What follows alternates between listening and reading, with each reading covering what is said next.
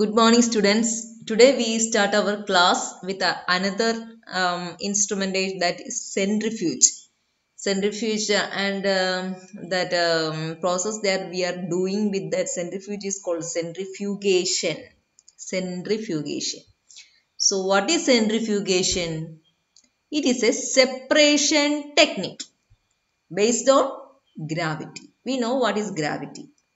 The pull that is exerted by earth, that is gravity, and based on that gravity property of earth we are using we use the separation technique. That separation technique is otherwise called centrifugation, using a centrifuge. And in this centrifugation there are two steps. Which are they?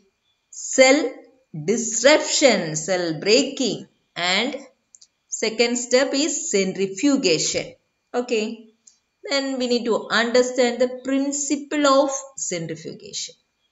The main principle is that, and we are mainly depending the force, the gravitational pull, and also based on the size and density of the particles that is present in the medium that we need to separate. Understand? Which are the main thing that is the main things that we use here is the main properties that we are depending here to get the medium that we are considered separate. That properties are gravitational pull and the size and density.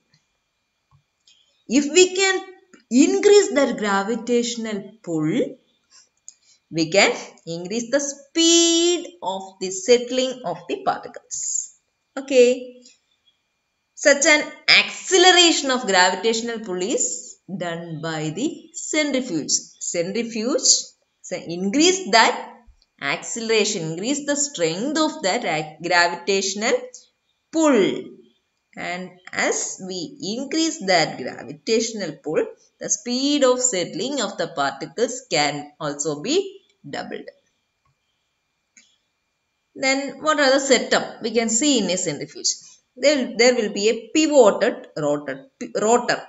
Pivoted means that arrangement, that system may have a central axis, and depending on that central axis there is a rotating part. Rotating part is there, and certain cuvettes also present in this setup, in this instrument also. Cuvettes. Inside these cuvettes we are actually placing our test tube containing the solution that to be separated. Okay. So that's a setup. A pivoted rotor is there. Rotor. This is the central portion. And sample holding tubes called cuvettes. Carrying that solution, it rotates around the central axis. During that rotation, it separates the particles present in that solution. Okay. Here we can see a video about this centrifugation. In this video, this is the pivot rotor, and to this we are going to attach that cuvette carrying the samples. Let's see that. Centrifuge machine, muddy water, mixture of calcium carbonate and water, 4 centrifuge test tubes. Here two types of solutions are taken. One is muddy water and some calcium sulfate, a sulfate solution. Take the sample of muddy water and place the test tubes in the centrifuge machine.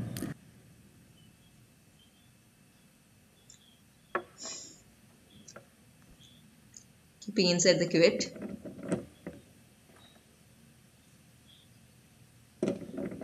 Now take the calcium hydroxide mixture in the test tubes and also place them in the centrifuge machine.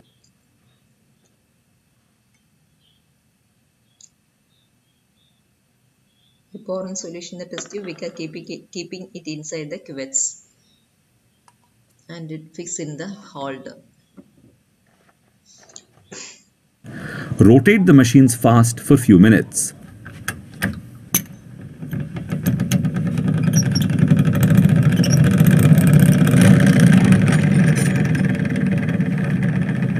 Stop rotating.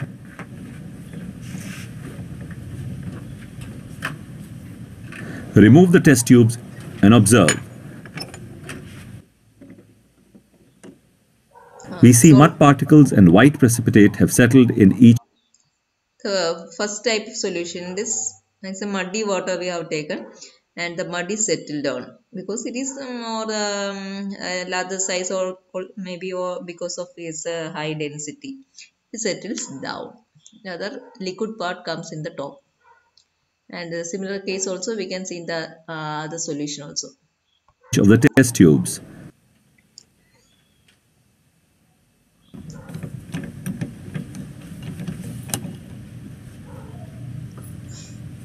This is the process of centrifugation. In a centrifuge, as we rotate, the substances experience centrifugal force away from the center, which forces the materials against the wall of the tube. The amount of centrifugal force experienced by any The centrifugal force is the main thing in the centrifuge.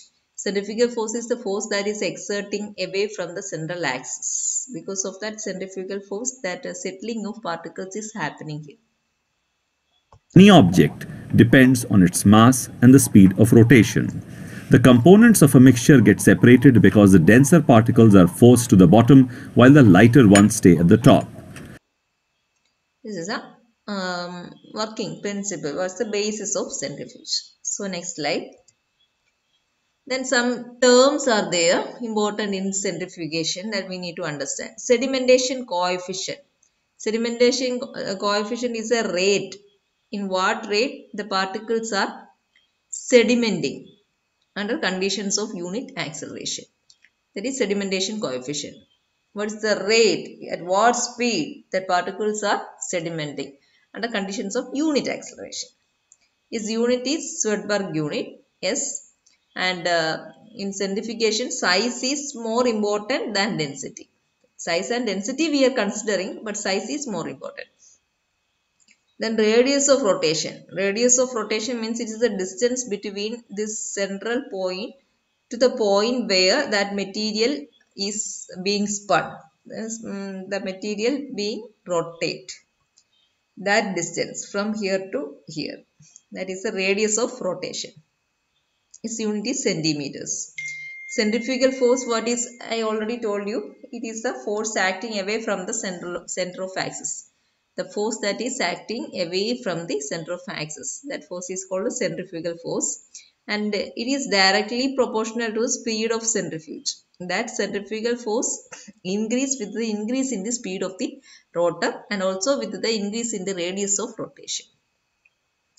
If speed and radius of rotation is more, then the centrifugal force will be high, and the high centrifugal force will help to easy separation of particles present in the medium. Angular velocity is another term. It represents the speed of rotation. It is otherwise called as RPM, rotation per minute. And usually all the centrifuge are classified, the main property of most of the centrifuge is RPM. RPM is a main factor. Then relative centrifugal force, RCF, is a force acting on samples during centrifugation.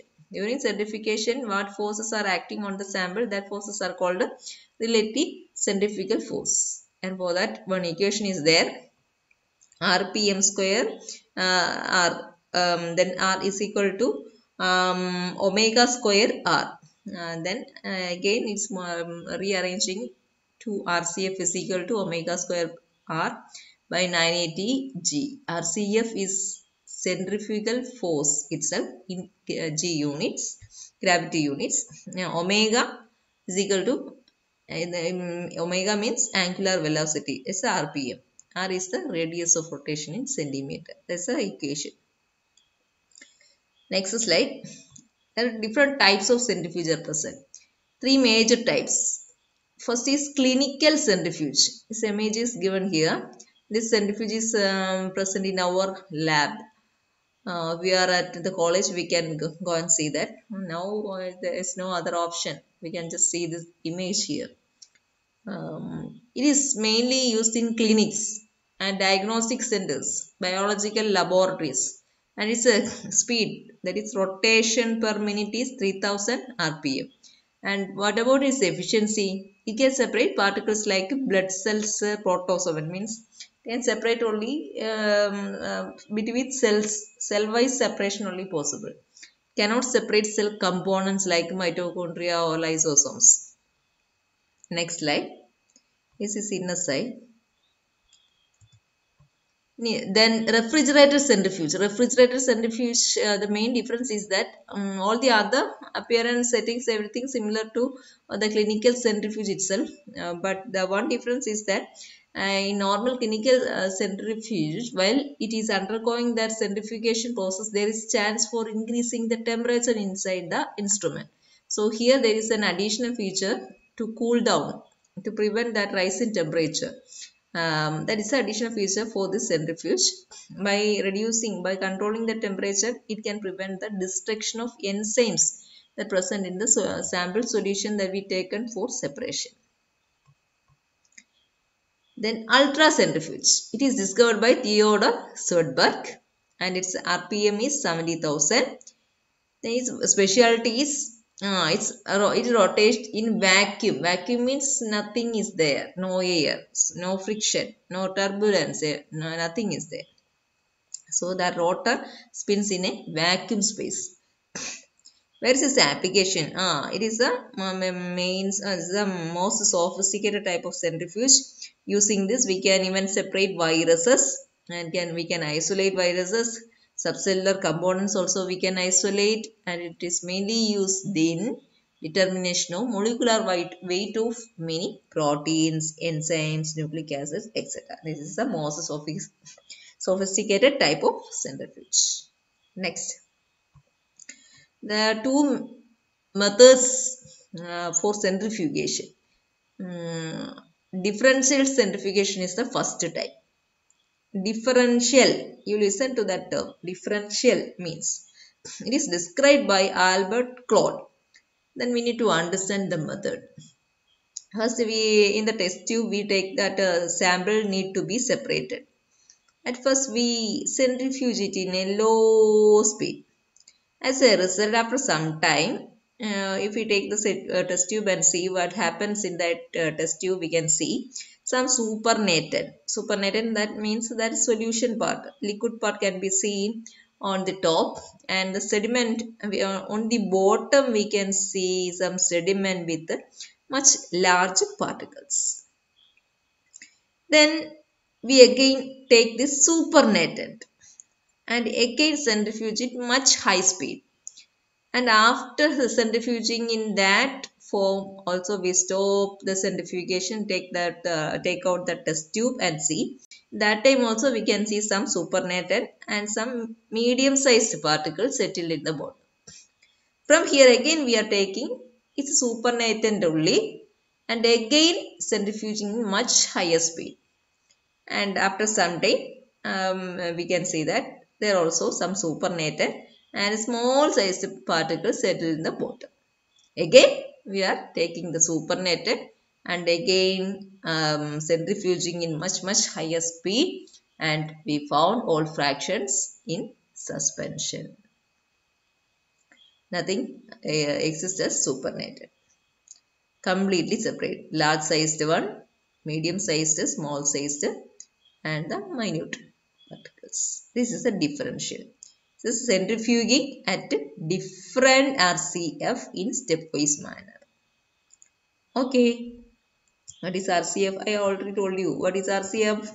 RCF means relative centrifugal force. Then density centrifugation. Density gradient is there. Gradient, I missed that. So you need to understand it as heading. Density gradient centrifugation. It is described by M.K. Brack, 1951. what is this principle? It's mainly based on the density. As the name indicates, it mainly depends on density. Density of what? Density of suspending liquid and also that of the particle. Here density will be greatest at the bottom. Having the greatest density particles. Least will be found in the top. And between these 2 points there is a gradation, a gradual increase. Top less density particles can be much more denser, much more denser, much more denser, much more denser, and the denser. It's a gradation we can see. So how this density gradient centrifugation is carried out? First we are layering the sample need to be separated over the supernated solution. Over a suspending solution, not a supernated, my mistake. Yes, over a suspending liquid, we are layering that sample need to be separated. Then we are centrifuging, and as a result of centrifuging for a long time, then these particles present in this layer start to get separated according to its density. And as the process goes on, as the particle moves and comes down, and where it found its density is equal to the density of the suspending medium, there it stop and settle. So similarly, the much denser particles move much to bottom, and it found its density equals to the density of the suspending medium here, and so it is settles there. So there is a main principle here, that settling depends on the density of suspending medium and that of the density of the particle. With this we can finish today's section class. Thank you.